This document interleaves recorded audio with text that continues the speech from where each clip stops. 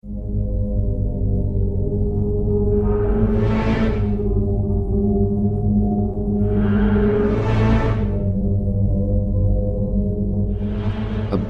by Hairy Dwarves in Brazil by Charles Lear. The history of civilian UFO/flying saucer research in Brazil goes back as far as that of the United States. The first organization to be formed there was Civil de Objetos Aéreos Não Identificados, Civil Investigation Center for Unidentified Aerial Objects, founded by Julio Brandt Elixo in Belo Horizonte in 1954. Elixo was a professor of psychology at the Catholic University of Minas Gerais and was an active investigator for much of his life. He was one of the people Bob Pratt worked with when he did his investigations for his 1996 book, UFO Danger Zone, and according to his biography in a memorial, he seems to have passed away on World Ufology Day, June 24, 2005, posted January 9, 2006, on the UFO Magazine website. He was a consultant on UFOs for the Brazilian Air Force. Documents describing a case he reported to the Brazilian Ministério da Aeronáutica in 1974 can be found online. He was the principal investigator of a reported abduction said to have occurred over a period of approximately 4.5 days, 109 hours, from May 4, 1969 to May 9, 1969, in Bebedouro, not the municipality of Sao Paulo, an area over 100 miles north of Belo Horizonte, and that is the case we'll be looking at in this blog.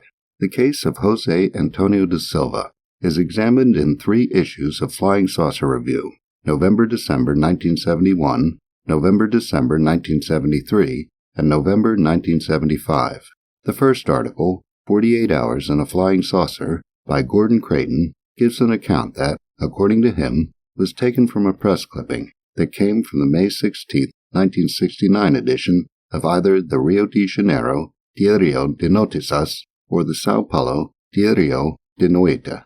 Creighton quotes the report straight from the clipping, so this is an early account, close to the time of the event. Da Silva is said to have reported that he was picked up by a flying saucer near the town of Pedro Leopoldo and then set down in Colatina, which is 350 kilometers away. He then took a train back to Belo Horizonte, where he was picked up by a railway policeman who saw him standing in a peculiar manner beside the track. He reportedly told his story to the policeman and then told it again to a group of curious listeners at the station, which we assume was the police station. Da Silva is described as being a soldier in the Brazilian Guards Battalion and of little education.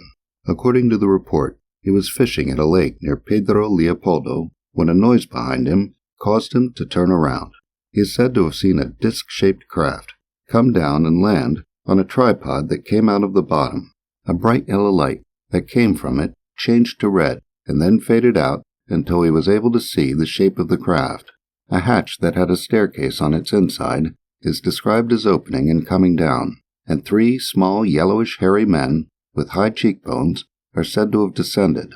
According to the article, they all carried a weapon, and one of them shot a beam of light out of the one he had that struck Da Silva's legs and paralyzed them. The men are described as coming over to Da Silva and examining him quickly. They are said to have then put a helmet on his head that seemed to be made of plastic. According to the report, they spoke to him in a language he couldn't understand, but he gathered that they wanted to take him for a trip around the other worlds. The little men are said to have taken Da Silva into the saucer, and the inside is described as having a shaft that went from floor to ceiling that had 4 seats attached to it, into which they all sat and then secured themselves with seat belts. According to the article, the saucer rose up and turned upside down, but Da Silva did not feel he was in this position. Da Silva is said to have produced the policeman Geraldo Lopes da Silva, no relation, and the assistant to the station master, Emilio da Silva, again no relation, as witnesses who said they believed his story and to have claimed that the watchman at the Colatina railway station had seen the saucer land. More details are included that reportedly came from Da Silva telling his story at the station.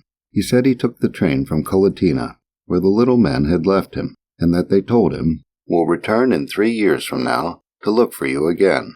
According to him, Even though he spent 48 hours in the saucer, he wasn't hungry or tired. He said they passed, in the reporter's words, an extremely powerful source of light that he thought might have been the sun, and that they eventually landed somewhere. From the article, when the door descended, he saw that he was in a bright, ashen-colored, and here the text ends, described as defective by Gordon Creighton. He is said to have seen bodies of earth beings and drawings of animals on the walls, and to have been given a bitter greenish sort of water to drink. According to the article, he was asked questions about Earth, and he answered them. Then the saucer is described as returning to Earth at great speed, and then landing at Colatina, where De Silva was dropped off. De Silva is said to have been quite stunned during his train ride to Belo Horizonte, and to have had injuries to his back. His legs are described as having been asleep. The article describes De Silva being taken to the Guards Brigade barracks, where a great multitude gathered around the gate. The reporter says it was understood that he was taken to a military hospital for mental evaluation, but explains nobody will confirm this. After the quoted newspaper account, Creighton gives his thoughts. He starts off by noting that, in De Silva's story, there is not a shred of evidence in it to point to outer space. Considering that the craft is referred to in the article as a flying saucer, and it is said to have flown through space, this is a curious statement. He goes further after comparing De Silva's story to that of George Adamski, Antonio Villas-Boas, and Felipe Martinez, who claimed to have contacts with small men in helmets in Argentina who tried to put one on him by saying, "It is the little gents themselves who fed this idea into him, as they manipulated and brainwashed his mind."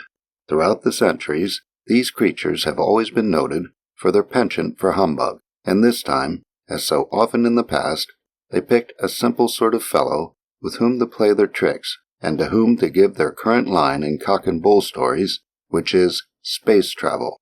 Creighton was one of the earliest people to have accepted the ideas of John Keel and Jacques Vallée that we might be dealing with interdimensional, ultra-terrestrial, fey-folk-type tricksters, but he had his own ideas at the time he wrote this that put it into context. According to Håkon Blunkvist, in his January 3, 2014 posting on his site at blogspot.com, headlined Gordon Creighton and the FSR Archives, Gordon Creighton derived much of his basic ideas on UFOs from Rudolf Steiner, founder of the Anthroposophical movement. According to anthroposophists, UFOs are manifestations of the demonic Ahriman.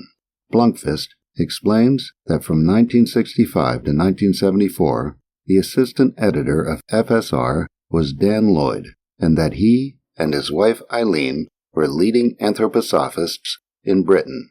Next week, De Silva's story is reported by Julio Brandt Alixo.